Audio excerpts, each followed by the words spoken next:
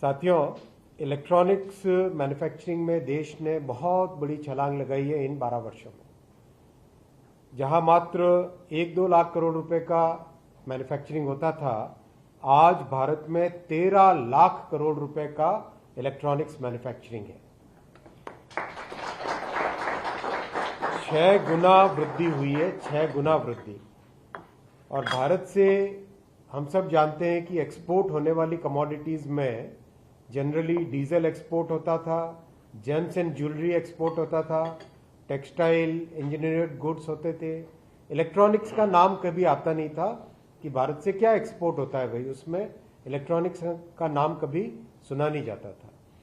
आज mobile phone Bharat से export होने वाली एक नंबर सबसे पहली कमोडिटी बन गई है जो भारत से एक्सपोर्ट होती है। और इलेक्ट्रॉनिक्स के एक्सपोर्ट्स इस पिछले दशक में 11 गुना बढ़े हैं, 11 गुना, और बढ़ के अब 4,24,000 करोड़ रुपए के एक्सपोर्ट भारत से इलेक्ट्रॉनिक्स के होने लगे हैं।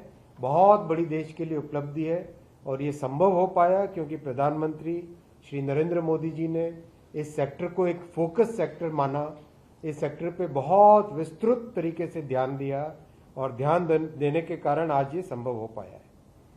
कई तरह के कार्यक्रम हाथ में लिए गए। इलेक्ट्रॉनिक्स मैन्युफैक्चरिंग क्लस्टर हाथ में लिया गया, स्पेक्स प्रोग्राम एक हाथ में लिया गया, ISM हाथ में लिया गया, PLI स्कीम एक हाथ में ली। एक तरीके से कई तरह के कार्यक्रम हाथ में लिए और उनको बहुत मेथोडिकली एग्जीक्यूट किया। एक के बाद एक कोई भी समस्या आए उसमें राज्य सरकार के साथ मिलके, प्रदेश में जिले के साथ मिलकर उसको सॉल्व करके, इंडस्ट्री के साथ मिलके सॉल्व करके आज भारत में 12 सेमीकंडक्टर प्लांट हो गए हैं और विश्व में एक नई पहचान बनी है।